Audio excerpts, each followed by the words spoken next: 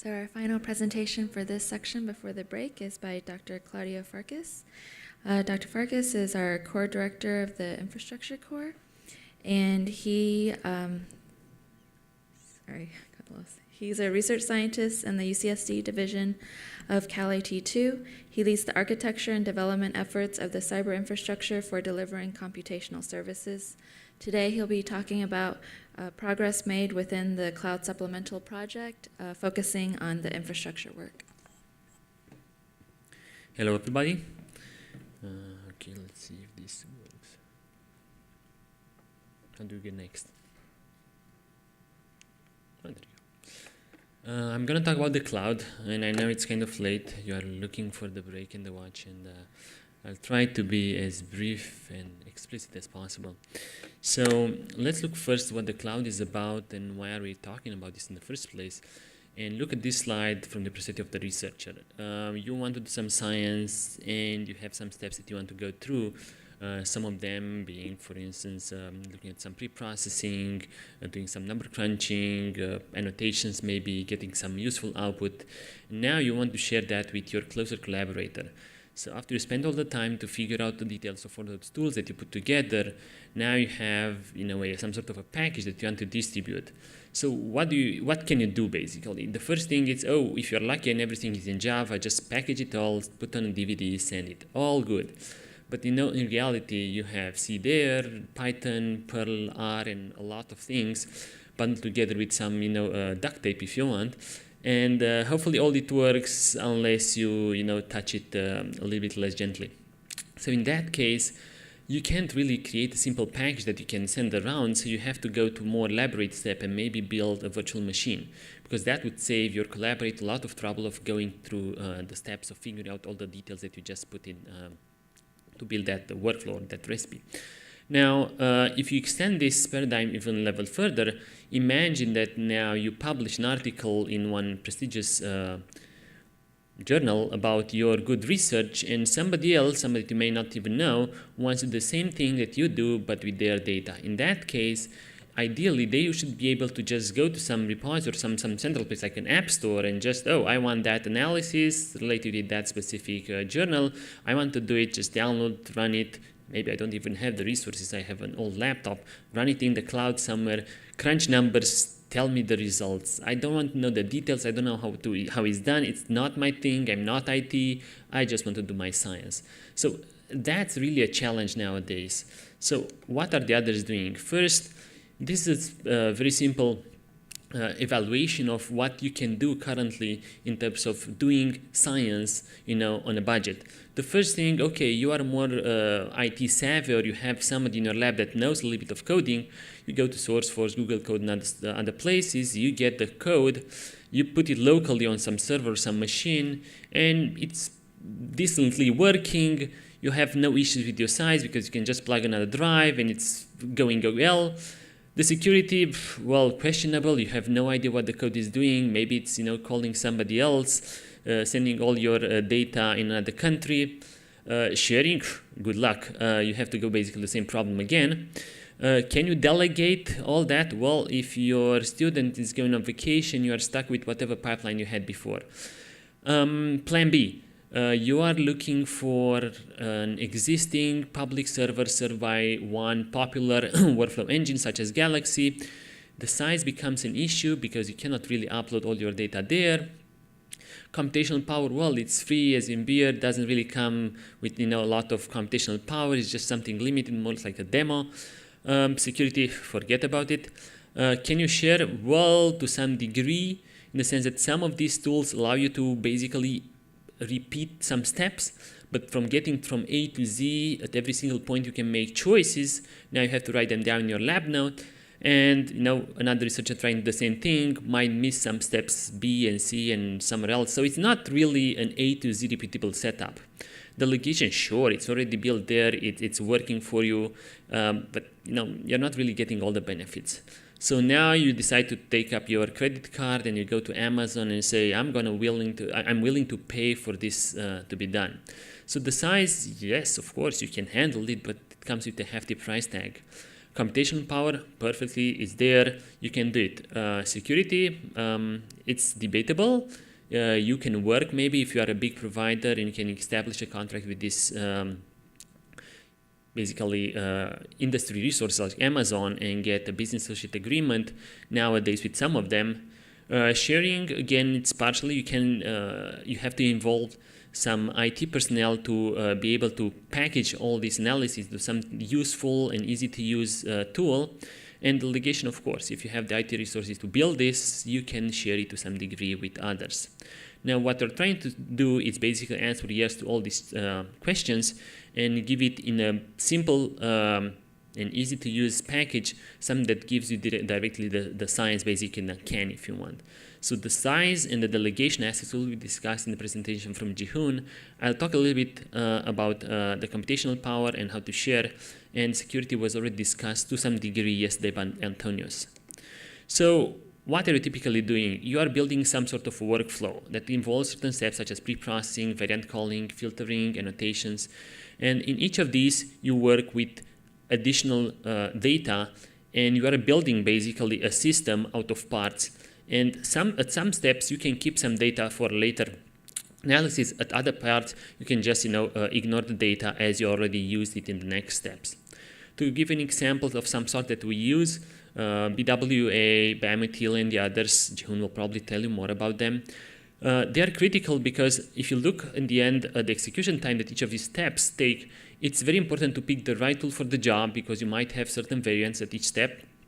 Not to look at how much your output is growing, because in the end, for a typical analysis, you are looking at about 1 week of analysis, almost 3 terabytes of data cumulatively created. If you're looking at the commercial cloud, you keep in mind that you're not only paying for the computation, but you have to pay for all that storage sitting there, getting data in and out. So those are some considerations that you have to keep in mind as you are building this and putting this in a public cloud. Another aspect that you have to consider that we encounter is caching and provenance for the data and the software. The reason is you start your analysis now and you use, let's say, BWA version 1.2, and you're crunching numbers fine, and then somebody 3 months from now wants to repeat the same experiment, but the version is 1.3 now. So which one do you trust? 1.2 that you initially used, or maybe 1.3 because it's newer, maybe it has some bug fixes? Can you get the exact same results? Well, it's questionable. How about the platform? Is it precompiled? Can I use the binary as it was provided on the actual website of that software developer? Or is it something that I have to basically take and compile on my own platform? I'm using a Mac versus a Linux or a Windows machine. How about the APIs? Maybe a newer version has specific APIs. Maybe a function is deprecated, or maybe there is a new one in place which uses, let's say, 64-bit calculations versus 32 bits. Not to mention that the software might be down at the time of you actually trying the recipe or trying to run this computation. The data, same problem. Where is it coming from? Is that data available all the time as you are doing? Can you share it? And the last part is how can you automate all this to actually get a stable, usable, and definitely repeatable recipe. So what is a recipe in our vision? A way of packaging both the tools and the data together and the steps that are necessary to go from A to Z in a repeatable fashion. So we imagine something like a bookshelf in which you look for analyses that are solving a particular scientific problem, and then you get a number of results, maybe linked with the journals and the publications that are associated with that specific analysis, and you can either download a recipe that describes step by step what's going on, or you can instantiate a readily made virtual machine, which is basically a fancy package that contains all the tools with all the configuration that you need to run, along with the operating system libraries and basically all the plumbing that is necessary to make your analysis go easy. This bookshelf will allow you basically to go the easy way and as a researcher just run your analysis without knowing how everything works behind the scene. So in order to build this, we carved out a part of our infrastructure and we re-architected the cloud along with improved security. We have the firewalls on the top, similar with what we have in the main environment. So that's the only part which is basically shared between the cloud and the main iDASH environment. We have redundant switches, which are separate for the cloud versus the main environment. two-factor authentication based on RSA secure ID. So when you actually want to run computation and you need to provide your credential, you'd also need a token to validate that you are actually who you claim you are. Then we identified 3 tiers of computations: a low level, mid level, and a high level, depending on the available resources in terms of CPU and memory available. So we also identified various needs for storage, from high speed to high capacity and also high I/O. So we identified, in this case, the proper technologies to support them, going from high-speed disks to solid-state disks. In a nutshell, the capabilities revolve around 10 gigabit networking throughout, with redundancy, dual redundant firewall for isolation, the two factors I just mentioned, the computation for storage and for computation. In terms of hardware, you are looking at about 600 cores of computation available for you, 5 terabytes of memory that can be used, approximately 120 terabytes of storage in various configurations that can be used depending on what kind of analysis you are looking for. I will conclude with a number of screenshots that show what developer could do. There is a dashboard that you can see how many machines you have, what is their status, what happened in the past weeks. You can customize any request with the number of cores, memory, storage, and whatever you want to do there. Give it a time that you want to run your experiment on, which is useful for us to profile our resource usage in the future. You have a number of virtual machine templates that define basically experiment or configurations that you can ready use and might encompass various workflows and custom settings.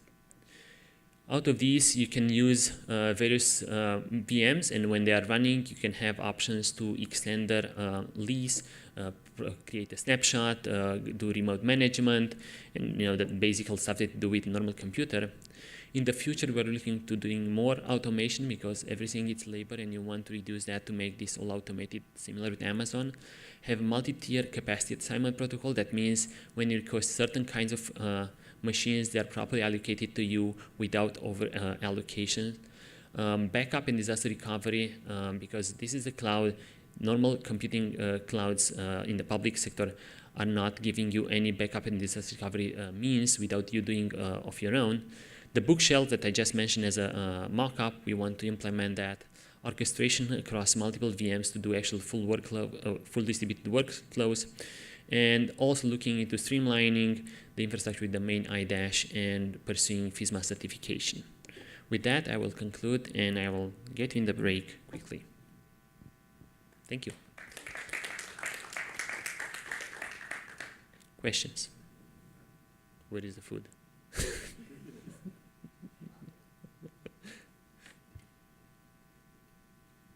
Sure. I had a question about the virtual machine and how are the components of a virtual machine, both either the whole workflow and the components, both software and data, how exactly are they cited on both an overall and on a granular level? So in terms of packaging the software into virtual machine, if that was the question, the citation, so you are talking about the bookshelf. Let me see if I got it. So you have this really wonderful workflow where you can release a set of analyses and even accompanying data. One of the important parts of that is someone else can come in and reuse it. And if they do that, you want them to be able to cite those algorithms, those tools, and potentially the entire workflow. So have you worked out an easy and obvious way for someone who's reusing these tools or this workflow, this virtual machine, so they can easily cite this so that iDASH or whoever else releases this virtual machine can get the proper recognition? Well, the virtual machines can be built by iDASH, but can be built by others as well. The virtual machine will contain the recipe and the associated software that goes with it. So one way would be to tag them or give them a unique identifier that is then presented to the bookshelf so that others can say, yes, I use virtual machine XYZ, which was provided through iDASH bookshelf, for instance, and acknowledge both iDASH, the tool that is developed, bookshelf, and a specific VM. and that specific VM might have additional associations with the research that they built it, and maybe another set of applications they have, and this kind of stuff. Is that enough? Other questions? Okay, break.